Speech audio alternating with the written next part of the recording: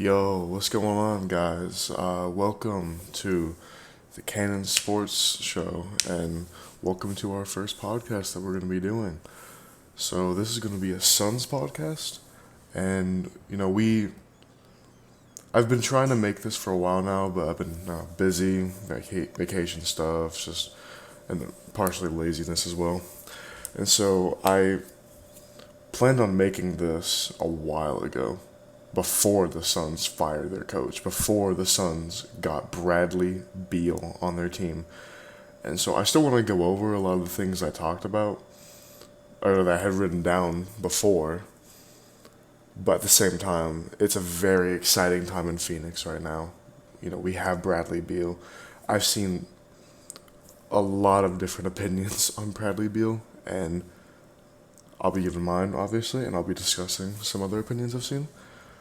But anyway, welcome you guys. My name is Ethan, and I'll be doing this podcast. I want to do a lot of different stuff: Suns podcast, Cardinals podcast, just NFL, NBA, MMA, boxing. I don't know, all sorts of stuff. I really look forward to making more of these. Anyway, let's just get right into this. The Suns' end of the season was not what they hoped for. They lost pretty badly for the second year in a row. And, I mean, Denver's a good team, so it's not embarrassing to say, oh, we lost to the team that eventually won the NBA championship. And, I mean, we got 2 games on them, which is more than any other team did. So that really does say a lot. But I know for a fact that Devin Booker, Kevin Durant, they didn't want this to happen. They don't give a shit that, oh, we got 2 games on Denver. They don't care. They wanted to win. And you could see that in the way they were playing. But unfortunately, when you are the only 2 players in your team that are capable of getting a bucket, it's kind of tough because the other team just makes your life a living hell. And it's really unfortunate. I wanted to see DeAndre Ayton play better. And then, of course, he gets injured for the final game, which I don't think he sat out because he was giving up. I think he genuinely was injured.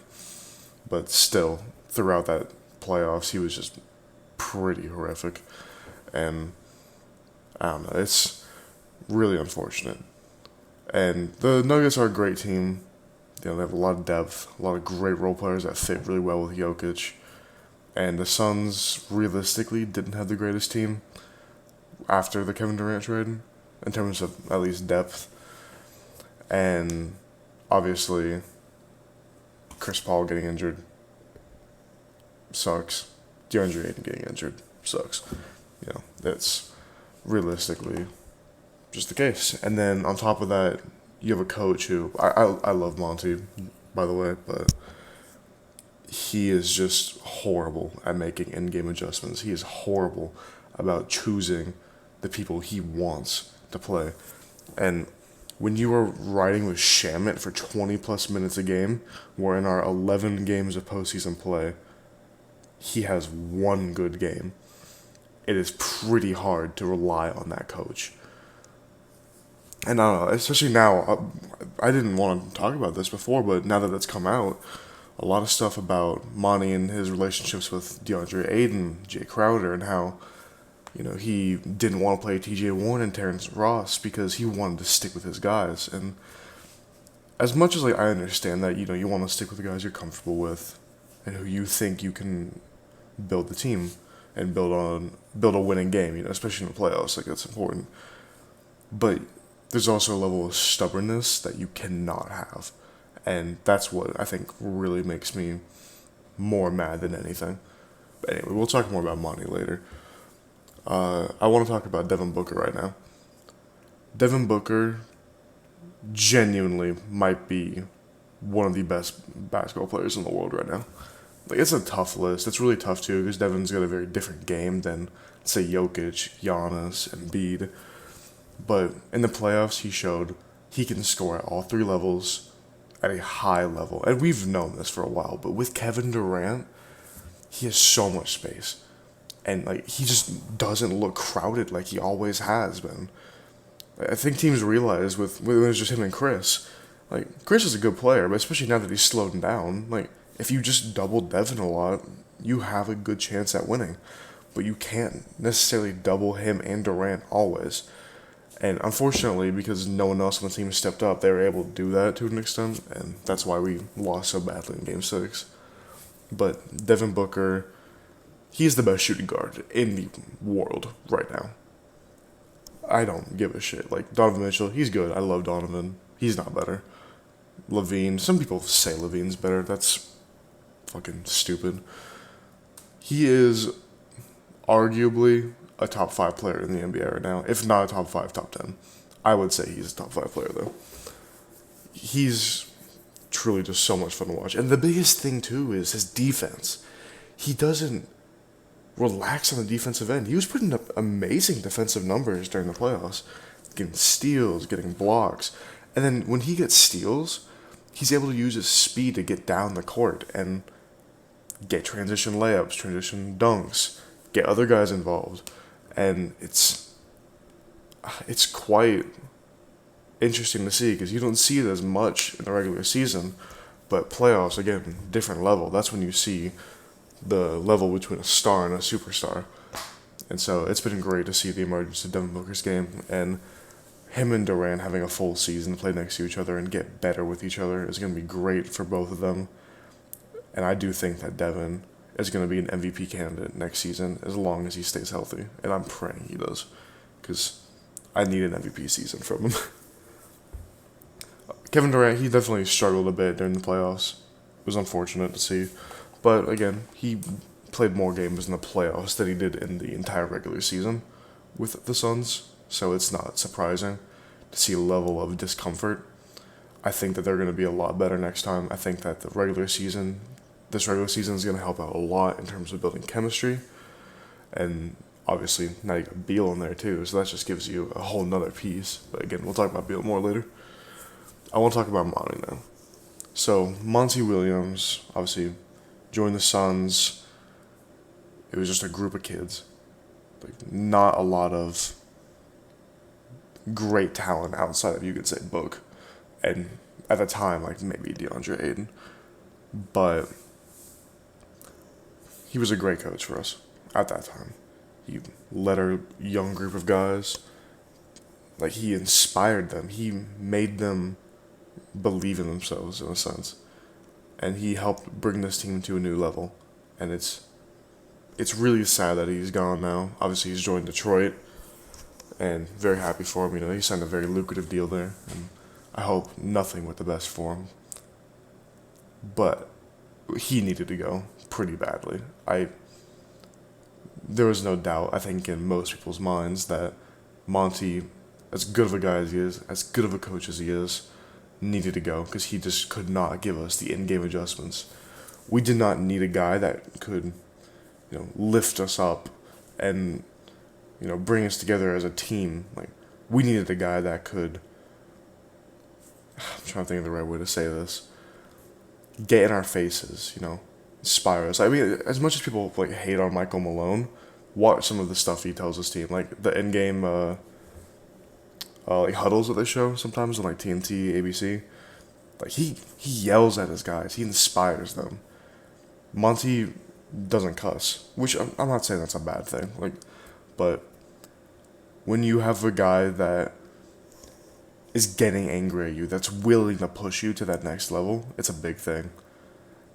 And we definitely need something like that with the team that we are trying to build now. And then on top of that, Monty just was horrible with in-game adjustments. He was horrible with lineups.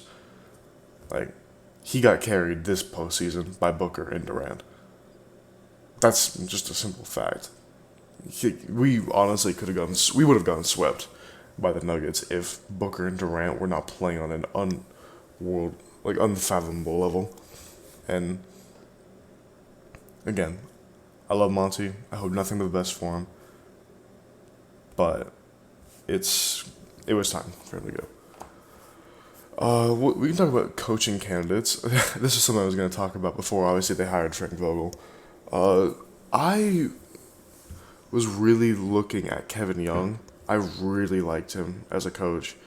Again, players respect him. He's been labeled as an offensive genius. And I saw some people saying oh, well, then why didn't the Suns do better on offense. Like, why didn't Vogel get in Monty's ear more? I think he tried, from what I've like read on Twitter and just like articles. He tried to get in Monty's ear, but Monty was stubborn and wouldn't listen to him. And basically, Kevin Young was not able to do everything that he wanted to. And so I wanted to see that. I didn't hate Nick Nurse. Didn't necessarily love him. If they hired Doc Rivers, I probably would have jumped off a cliff. But Frank Vogel was a guy, honestly, I really didn't think that he had a chance. But he had a really good interview, apparently, and he's a great defensive-minded coach, and it's going to be super cool to see what he does with this team. I mean, obviously you got guys like Durant and Booker who are, I would say, like solid defensive players, but in a Frank Vogel scheme, they could be very, very good on the defensive end. And if you would have those two playing good on defense, like, that just hurts for the other team, because not only are they going to be scoring on you every given moment, they're going to be locking you up on the other end as well. Like, that's the dream right there. So I was really excited to see what Frank Vogel do, but the one thing that I don't like about Vogel is he just knows nothing about offense, pretty much. Again, go back and watch the Suns series against the Lakers a couple years ago. The Suns took that Lakers team. They figured out what the Lakers were doing well, which was driving with LeBron James and Anthony Davis, and they took that away. They said, shoot the three. We want you to shoot the three. And the Lakers did that, and they shot, like, to put it bluntly, they shot like shit. And because of that, the Suns were able to win pretty handedly in that series. And that was the one thing I was not excited about. And again, you can say, oh, just let Booker and Durant do their thing, but you still want at least some offensive schemes in there. Because obviously, our offensive, or lack of offensive schemes with Monty was a big reason why we struggled. And so, but then I saw rumors that they might keep Kevin Young as an assistant coach, and obviously now it's happened. And that is a huge thing. Like, we're about to have basically a defensive coordinator and an offensive coordinator in the NBA. Like, that doesn't happen a whole lot. It's going to be very exciting to see what they can do together. Again, like, you have a coach that can bring everyone together as a team, but also on the defensive end, lock them in, push them to work. And then you have a guy like Kevin Young who's just going to be developing schemes and plays that are going to help this team thrive. And, like, imagine the field day that Kevin Young is going to have working with Durant, Booker, and Bradley Beal. Like, it's going to be special. Another thing I want to talk about is Bob Myers. Bob Myers, he was the former general manager of the Golden State Warriors, and he resigned recently.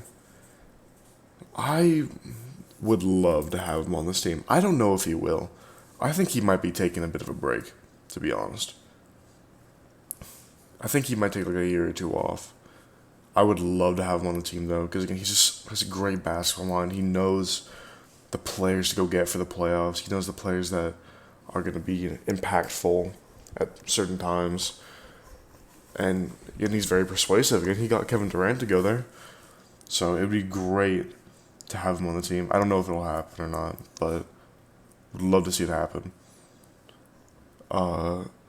So one of the things I wanted to talk about was DeAndre Ayton and Chris Paul, and whether or not they'd be on the team this year. And obviously, with Chris, at least, we know he's gone now because he just got traded for Bradley Beal, which I just want to say quickly, thank you to Chris for everything, because, he was a big reason why this team went from a bunch of bums in last place in the league to a team contending every single year for a championship. And I really wish we could have gotten him a ring. It really would have been special, but nothing but love for Chris. I hope that he has a great career wherever he decides to go next. And yeah, I'm looking forward to seeing what he does, but I'm also looking forward to seeing the new team that we've got. And so now we got DeAndre Ayton.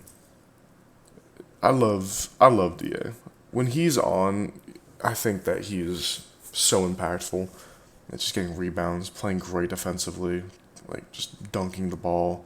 And we saw that in what the Suns 2021 run in the playoffs, and it sucks to see that he just hasn't found that form. Partially that's Monty just not coaching him well, which is what really sucks is that Monty just showed a lack of coaching for DeAndre Ayton. And but unfortunately now that we traded for Bradley Beal, there's no way in hell they should, and in my opinion will, keep him. He just doesn't fit the scheme anymore. He's going to be a max player who is going to be getting probably less touches than he was already getting last season, which I know he was pissed off about. They need to trade him. They can get 2 or 3 solid role players, add to the team, and it's going to help out our team a lot. It's going to help the team be less top heavy than it was last year. And then on top, if you can get like a lot of good role players around Beal, Book, and KD, it's over. Like it's just not even close at that point. I saw a rumor actually like just now about how the Suns and Celtics were talking about DeAndre Ayton, and so potentially get a guy like Robert Williams to come to the team where he can dunk and stuff. He can get alley oops. He can make all those close shots when he's wide open. But he's just a beast on the defensive end, and imagine what Vogel can do with something like that. That will help his scheme out a lot. And then people have also talked about potentially getting Marcus Smart. Like, there's a lot of different options right now for the Suns to go, I think, with DeAndre Ayton. People are saying that there's not much of a trade value for him. I disagree. I think there's a lot of people that believe they can get potentially a 25 and 12 type of guy. Not saying it'll happen, but it could. And that's why they're not going to go out and they're not going to go and get 4 first-round picks for Ayton. But they can get some solid role players. They can maybe get a pick. And I think that it'll surprise people what we get for him. I'm hoping at least. So, taking a look at the Suns roster, there's a lot of guys that I would like to keep. Obviously, Shamet's gone. He was one of the guys I was either going to say trade or cut completely. I don't want him on the team. I'm sick of him. But he's gone now. He's in Washington. Poor dude. Monty's probably going to trade for him soon because, he's in love with him. But, so Shamet's gone. He was, like, the main one I wanted gone. We're going to be looking at a lot of minimum contracts because that's what we can afford at this point because of the minimum contract exceptions. We're not going to have a lot of cap space to work with. But you could fuck around with, Terrence Ross on a minimum contract potentially. Damian Lee, bring him back. He shot crazy good last year. I would love to have Jock Landale back. He showed so much heart in the playoffs, so much energy. I would love to have him as a backup center. Bismack Biyombo. I think it'd be interesting to see him and Landale playing together.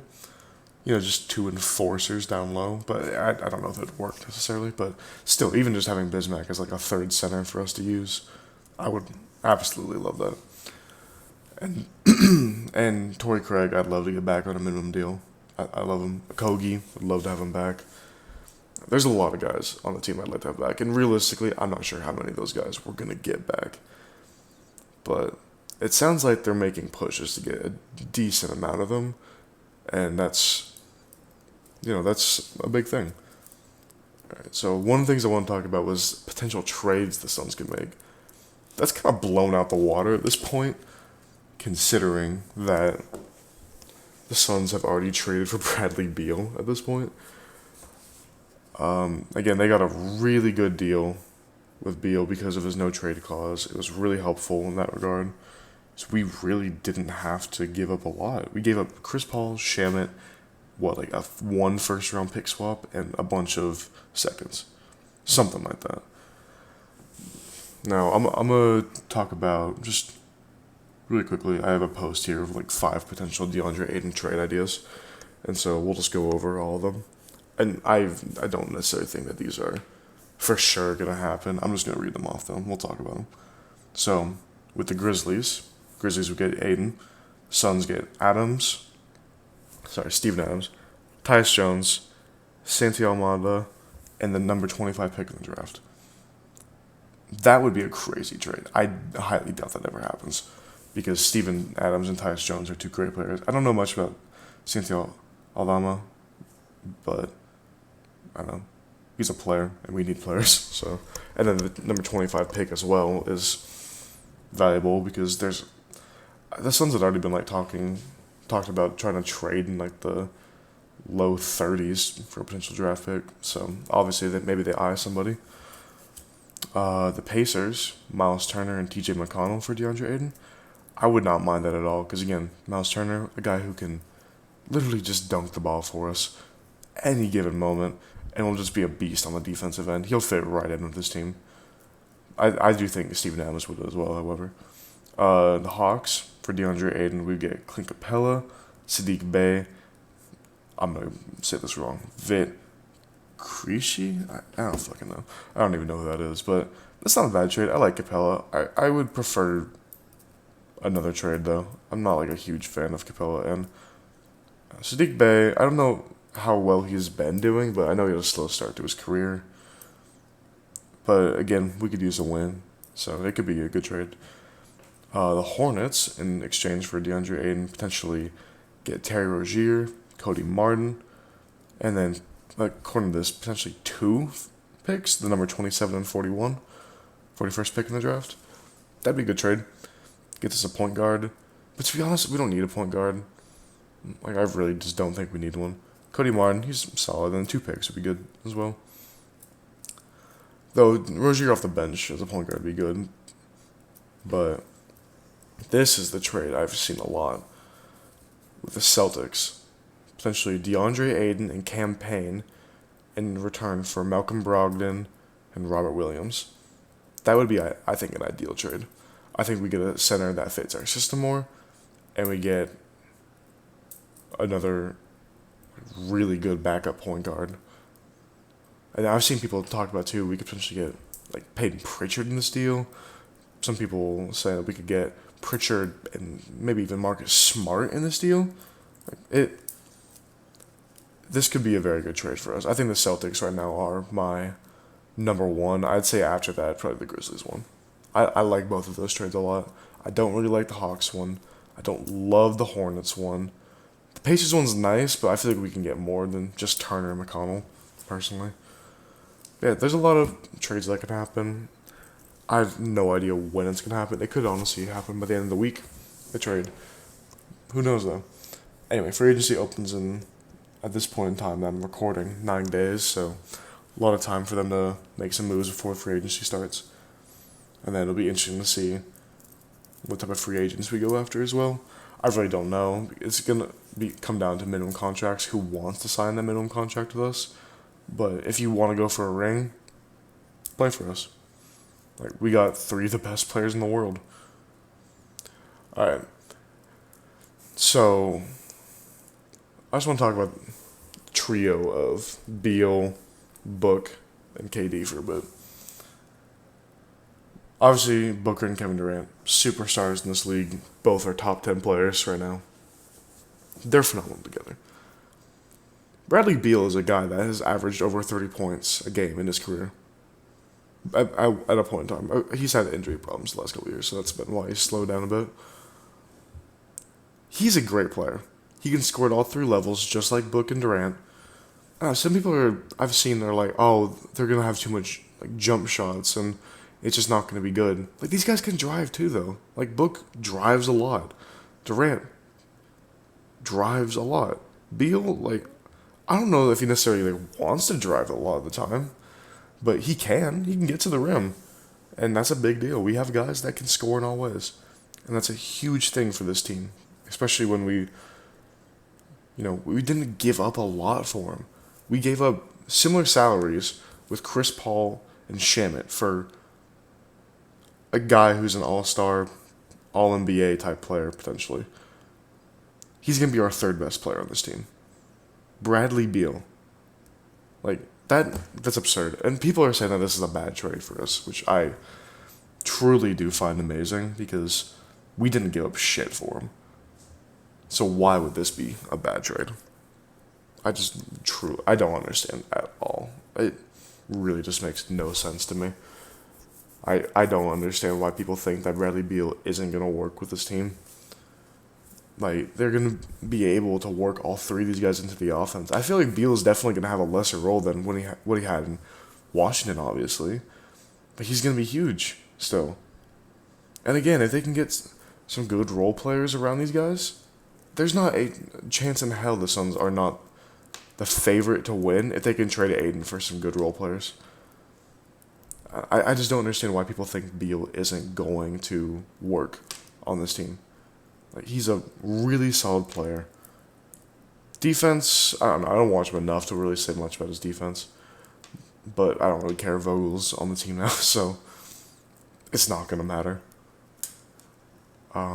Yeah, I just don't see a bad thing about this trade at all. I think it was a great trade. We fucking fleeced the Wizards. Like, that team is so pissed off. Oh, and on top of that, I should have talked about this more as well. We got two other players in that deal as well. One was Juwan Goodman, I think is his name. Goodwin's definitely his last name. And what I've read on like Twitter, their fan base is pissed. They did not want him to go. Like, he's a great defensive player apparently, and we have a defensive-minded coach now, so he could be really good for us. And obviously, Kevin Young could maybe develop him a bit in the offensive end. And we also got Isaiah Todd, who's a young player. He's played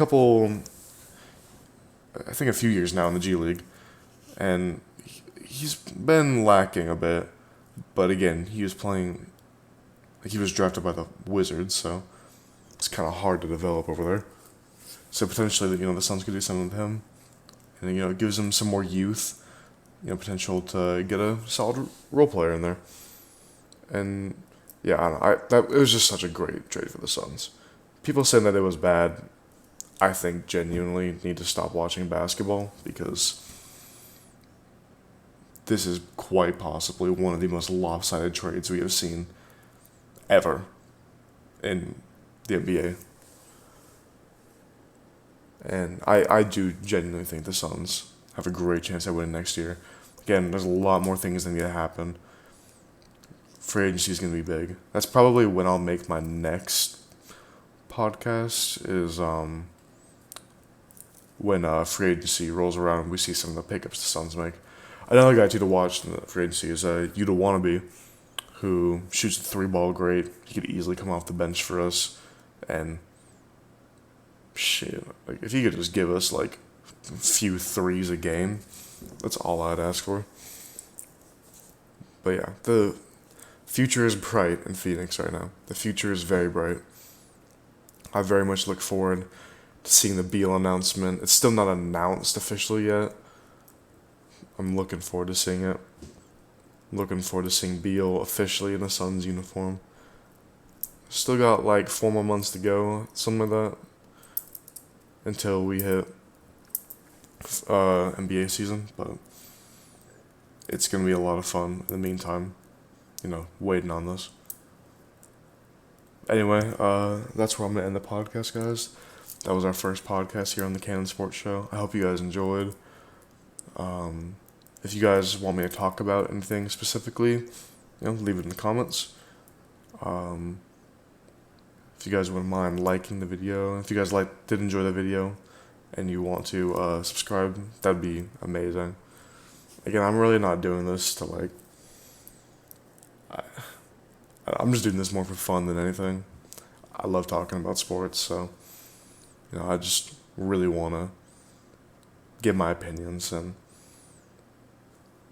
my takes on stuff, and I'm really happy that I'm finally doing it now. But anyway, thank you guys for listening, and everyone, if you're listening, have a great day, and I'll see you guys in the next podcast.